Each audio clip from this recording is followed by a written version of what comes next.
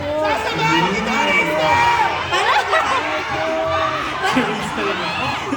i-miss ka naman. Okay, sige. Ikaw naman, Kyler, saan mo gusto? I want this place like Maldives.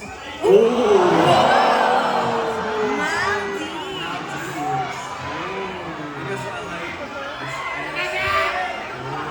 Sealand. Baka pwedeng pag-combine yung beach tsaka sea, no? Oo. So, bakit gusto mo sa tahimik? Ba't gusto mo peaceful lang, Kyler? mas